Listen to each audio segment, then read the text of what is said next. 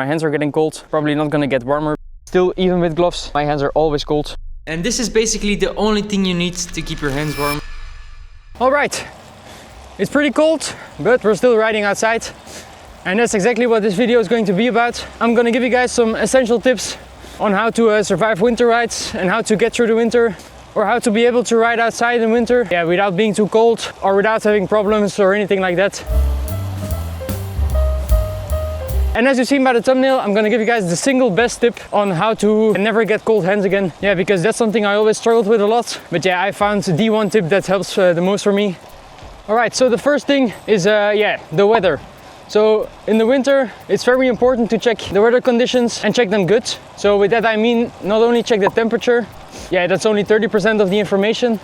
You should always check the chance for rain and also very importantly the wind and if the sun is shining or not, because then that can give quite a difference in how hot it feels or how cold it feels.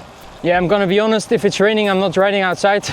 I'd rather do an inside session then. So the weather, check the temperature, check the wind, check the chance for rain, and then clothe appropriately.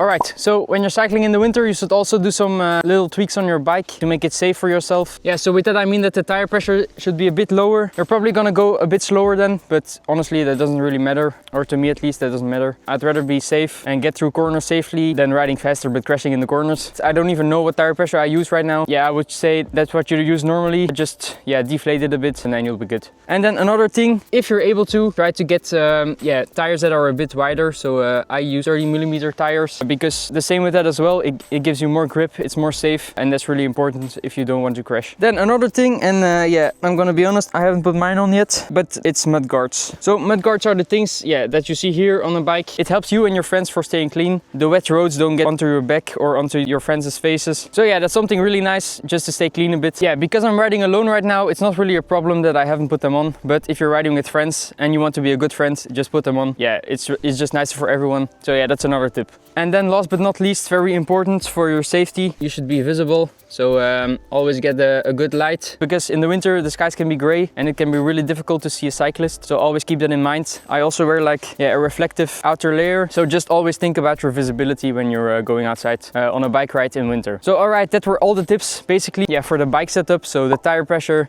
how wide your tires are, using mud guards, and then being visible with lights. Right now I'm gonna continue riding for a bit and then I'll tell you guys about the clothing you need to wear and the secrets to keep your hands warm.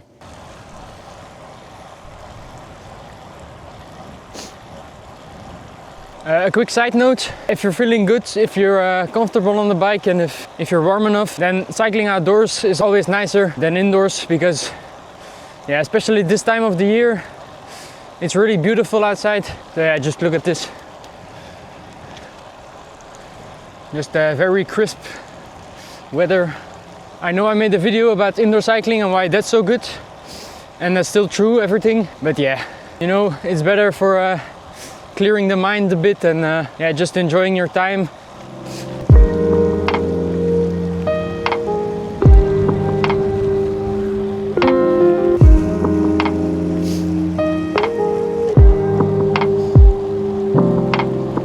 So, clothing. Very important. One of the most important things is the base layer. There's a lot of different base layers available online or in stores. Just get a good warm one with long sleeves. Mostly it's in the name of the base layer if it's made for the winter, if it's thermal.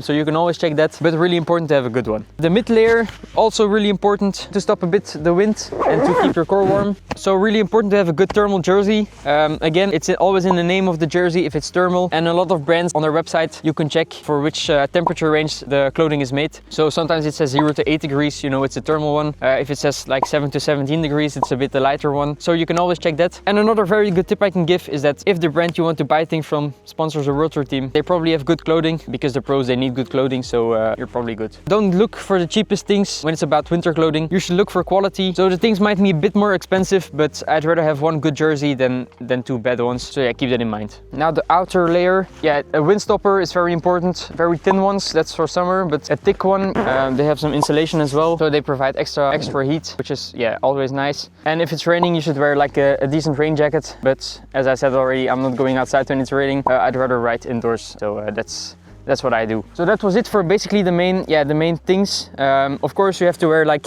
thermal tights for your legs to keep them warm. Same again, buy from a good brand, buy decent stuff. And then maybe some of the most important things, the accessories, the things for your head and for your hands and your feet, because you lose a lot of heat through those things. So it's really important to keep them warm. I always use this in the winter to keep my ears warm, because I lose a lot of heat from my ears. Yeah, and then for the feet as well, very important to wear a good merino wool socks, so very thick socks underneath your cycling shoes, and then also some good overshoes. Again, it's in the name, if they're made for winter or for rain or for summer. The winter ones are more expensive, they really keep your feet warm. And then also for the hands, of course, you need to wear gloves, otherwise you're gonna be freezing.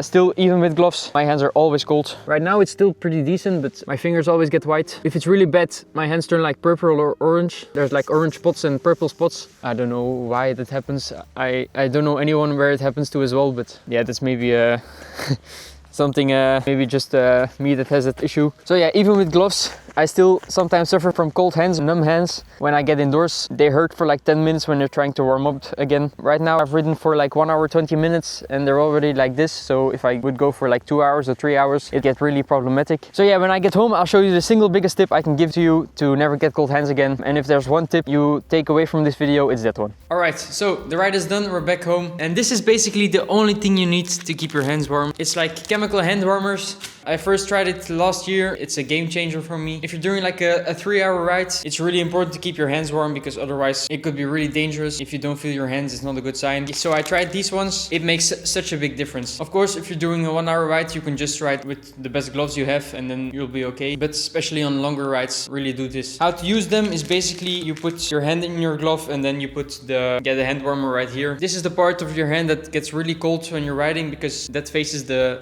air. So yeah, that's it. Yeah, and one more tip I can give is that in the winter I try to do like smaller loops, so I stay closer to my house. Why? Because if I'm dressed too cold, I can get back more easily to make it as enjoyable as possible. And if things go wrong, you're closer to home, which is always nice. So if there's one thing to take away from this video, it's this. Leave a comment. What is your single best tip you have for other cyclists when riding in the winter? Like the video if you think it was useful, and let me know if I should make more of these types of videos where I give you guys a few tips, whatever it may be about. I like to make them. I think it's really useful to watch, so I hope you guys enjoyed it. Don't forget to subscribe to the channel if you like the content. It really helps me out a lot. And then I'll see you guys in the next video. Bye.